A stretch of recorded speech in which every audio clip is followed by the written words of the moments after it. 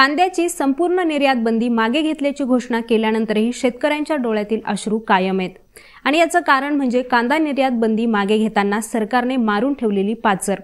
केंद्राने बंदी मागे घेताना कांद्यावर 40% निर्यात शुल्क लागू केले।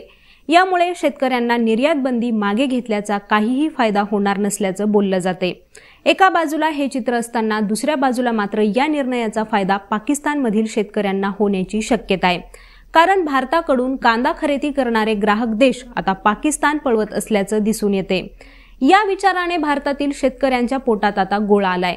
तर नेमकं कसं आहे हे समीकरण आणि शेतकऱ्यांना वाटणारी ही भीती खरंच तशी आहे का, याबाबतच सविस्तर या व्हिडिओच्या माध्यमातून जाणून घेऊयात। मागील 6 ते 8 महिन्यांचा काळ हा महाराष्ट्रासह पूर्ण भारतातील कांदा उत्पादक शेतकऱ्यांसाठी अत्यंत आव्हानात्मक ठरला। गेल्या वर्षी ऑक्टोबरमध्ये नवरात्रीनंतर देशभरात कांद्याचे दर हे झपाट्याने वाढू लागले आणि अवघ्या आठवडाभरातच ते दुप्पट झाले। ऐन निवडणुकीच्या तोंडावर कांद्याची भाववाढ होऊ लागल्याने सरकारही तात्काळ सावध झालं। या भाववाढीचा फटका बसू नये म्हणून सरकारनं सुरुवातीला राष्ट्रीय सहकारी ग्राहक महासंघ आणि नाफेड अशा विक्री केंद्रांकडून 25 रुपये किलो दराने कांद्याची विक्री सुरू केली, पण भाव कमी येत असल्याने 40% निर्यात शुल्क लागू केलं। त्यानंतर डिसेंबरमध्ये तर थेट 31 मार्च 2024 पर्यंत कांद्याच्या निर्यातीवरच बंदी घातली।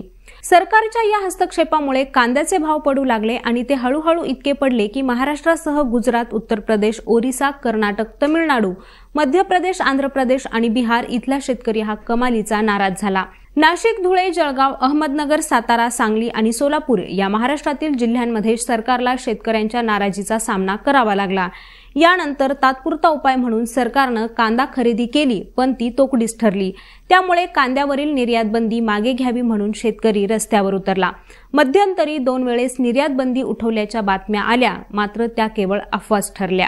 अखेरीस शुक्रवारी सरकारनं कांद्याची संपूर्ण निर्यात बंदी मागे घेतली, पण ही घोषणा करताना हे दर पुन्हा वाढू नयेत म्हणून 2 गोष्टींची तजवीजही केली। पहिली गोष्ट केली ती म्हणजे $550 प्रति टन किमान निर्यात दर हा निश्चित केला। $550 प्रति टनाचा भारतीय रुपयात हिशोब करायचा तर 1 किलो कांद्याचा दर हा 45 ते 46 रुपयांच्या घरात जातो। यावर सरकारनं पुन्हा 40% निर्यात शुल्क लागू केलं, म्हणजेच भारताकडून कांदा खरेदी करताना त्याचा दर निश्चित झाला, तो म्हणजे 65 रुपये प्रति किलो।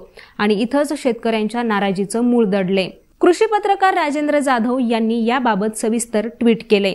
ते म्हणतात, भारतीय स्थानिक बाजारात कांदा हा 15 ते 16 रुपये प्रति किलो आहे, तर भारताशी निर्यातीसाठी स्पर्धा करणाऱ्या पाकिस्तान, चीन आणि इजिप्त या देशात हे दर कमी आहेत।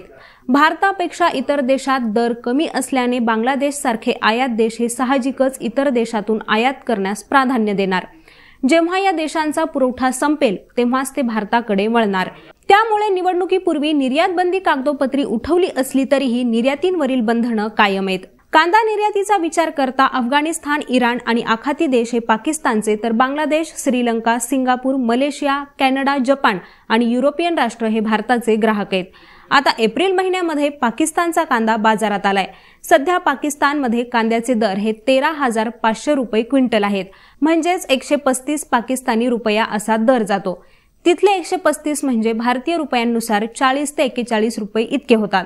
थोडक्यात काय तर पाकिस्तान आणि इतर देशांच्या तुलनेत भारताच्या कांद्याचे दर हे किमान 25 रुपये प्रति किलो अधिक आहेत। त्यामुळेच आता कोणता देश भारताकडून एवढा महाग कांदा खरेदी करणार असा प्रश्न इथल्या शेतकऱ्यांना पडलाय।